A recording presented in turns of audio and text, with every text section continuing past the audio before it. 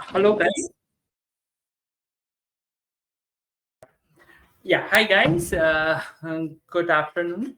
So, today we will be discussing about Singapore ESOPs and what are the nitty-gritties behind it. We will try to cover about the different factors of Singapore ESOPs. I mean, how does it get implemented? What are the advantages and everything? And it will be followed by a brief discussion on the taxation perspective, right?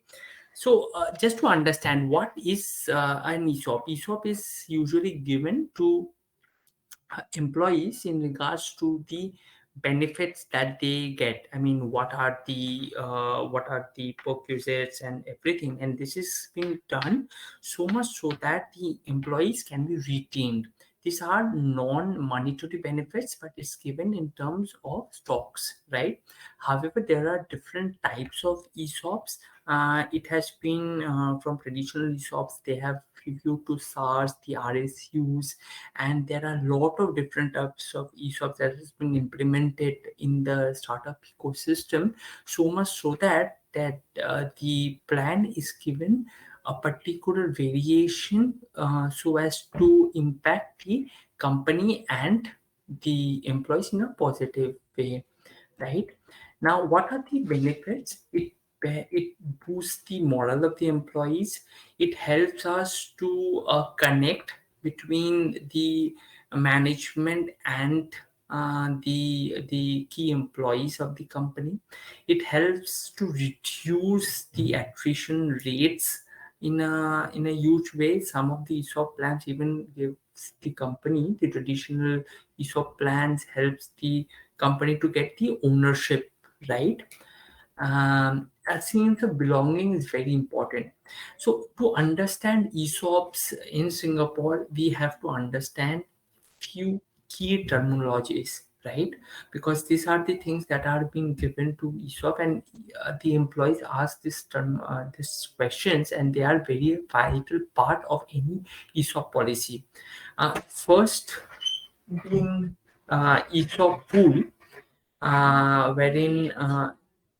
wherein ESOPs are implemented on a structured level.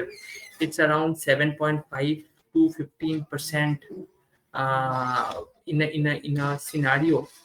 Uh, and in regards to grant, the grant is the sort of commitment that is given to an employer, is to the employee by the employer. Now, what does it does? It does give the company a sort of a portion to which it will be given to the ESOP holders, right? What is vesting? Vesting is more sort of the period till which this options will be vested, right? Now, say for example, I give a person ESOP worth, say, $100,000, and I say, if you stay for the next 5 years, each year you get 25%, right? This is called vesting. Now, what is exercise? Exercise is an act through which the options are then converted into shares. So, say for example, I give them 25% in the previous example, 1 lakh each, and this 25% it will be converted. So 25,000, 25,000, 25,000, 25,000. Now for 25,000, I ask my employees to pay a very nominal amount, say $250. Now this $250, the phenomenon of paying $250 and to get those shares is called exercise, right? So these are the important terminologies. Continuing exercise period. Now, for say for example, I give them an option in the previous example, $100,000, and I give them each employees will be given this thing. And in this sort of a mechanism, what we give is a sort of exercise period. In exercise period, what we do is that I give the company, so say 28,000 is been exercised. In the next 3 months, they will get those stocks, right?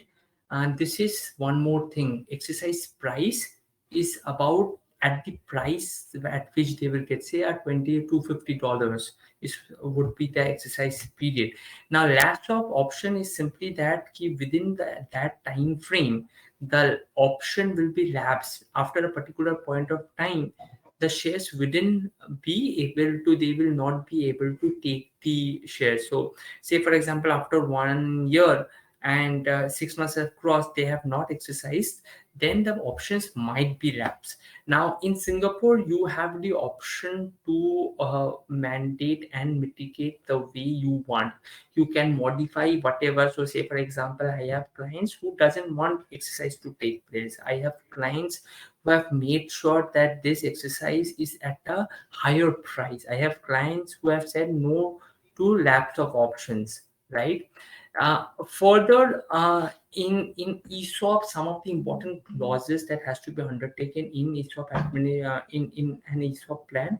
One is ESOP administration. I mean, what sort of ESOP that you are going to undertake? Who will be the part of the ESOP committee and everything? The terms of issue of options. What are the terms? That dividends, voting rights. What are the terms that has to be given to these option holders? So, say for example, if you do not want the employees to get voting rights, you can use that in those shares. You do not want them to get dividends, you can use that as part of the option.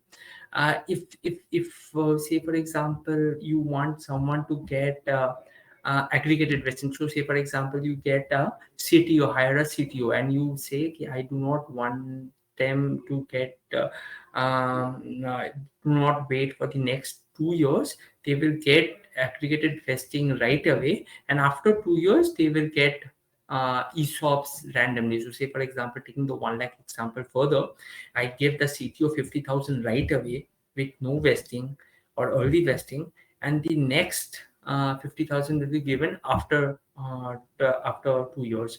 So, this can also be given. And exit event, how the exit takes place is very, very important. When does the ESOP holders get the exit? It's very important things to undertake. Now, how as per Singapore regulation, what will be the steps of ESOP implementation? Say, in the first case, it will be draft of ESOP plan. I plan the ESOP according to my needs. A skeleton draft is required. You speak to a consultant, you speak to your employees, and draft an ESOP plan. This ESOP plan will then have to be presented to the board for their approval, and simultaneously to the members for their approval. Once both these things is been received, a necessary ACRA filing has to be undertaken.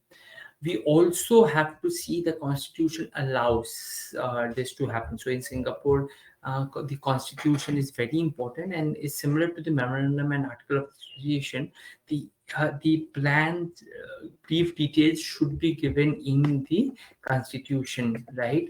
Now, also we every year so after the these things procedures are done, we will give the employees the grant of options. We give the certain employees the number of options that they get. So, say for example, there are 5 employees whom ESOPs are issued. These 5 employees will be given grants of option. The option grant document will be received by them, and they will know what exactly that these things are there in their option part. Then there will be issued certificates, share certificates will be issued to them, and the register of members will also be updated.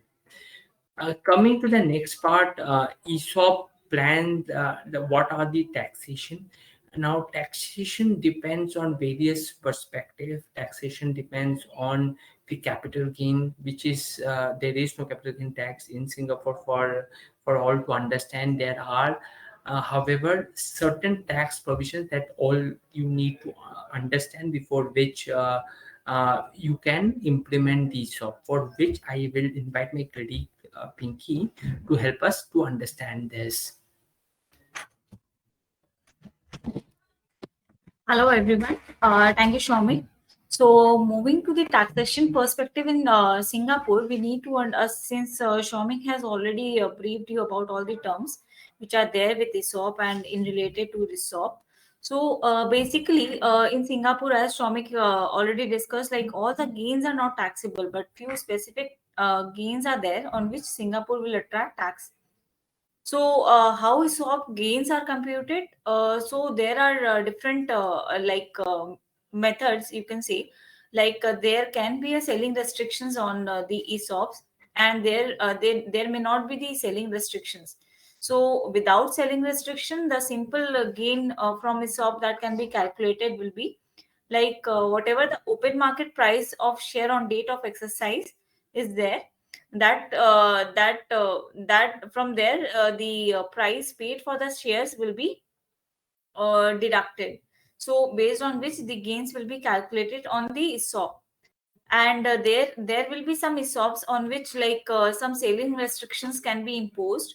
So on that, the whatever the open market price on the date of on the day the selling restrictions are lifted, from that the exercise price of the shares will be deducted, so that will be the taxable gain in that case. So there are two different scenario as well, like without vesting and with vesting. So if there are vesting period involved, then the open market price on the vesting at the end of the vesting period will be considered. And when there is no vesting period, then on the grant date, the whatever the open market price will be considered. So there will be a very simple calculation in terms of capital gain calculation. So without taxable selling restriction, taxable in the year when ESOP is exercised, and with selling restriction, taxable in the year when the selling restrictions are lifted. So I think that's it. It is quite different from Indian perspective. Like in India, like we have ESOP, and that is getting taxable in two different scenarios. One at the time of vesting, like whatever the difference between fair market value and the vesting price is, on that, it will be taxable as perquisites. But when it is coming to capital gain, then on the basis of at the end of the vesting period, whatever the prices are, from there the price will be deducted and capital gain will be calculated. Now again, on the basis of your holding, the short term and long term capital gain will be determined. In case of short term, it will be taxable as per normal tax slab. But when it is coming to long term capital gain, if you are holding any unlisted shares, then 20%, and if you are holding any listed shares, in that case 10%. So in Singapore, the flat rate is 22%, depending on the other income which you are having. So in that way, the ESOP will be taxable in the Singapore country. So I think, Shamik, that's it. Right. Thanks, Pinky. In regards to the rest, I think Pinky has summarized excellent in regards to the taxation part of the company. Now let's begin with the main point in regards to the Indian laws for Reserve Bank of India. So the Reserve Bank of India says so many companies have their holding company in Singapore and the subsidiary in India. For the subsidiary companies, once an allocation is made, right, every year you have to do an ODI reporting. Now another ODI reporting is also have to be undertaken by the Singapore company, holding company, when they buy back the shares. So, say for example, every year my holding company allocates ESOPs, and that a summary has to be allocated, has to be reported to the RBI through the AD bank. And as and when the holding company buybacks the share of the Indian employees, this reporting also has to be undertaken by the Indian subsidiary through their AD bank. So this has to be very, very well understood. So that's about it from our side. In case of any specific question which I think you guys might have, you can write it to us at info@taxmantra.com, and we shall be happy to answer them. Right. So thank you guys for joining us in this webinar, and we will be happy to answer all your query as and when is required. Okay, thank you so much.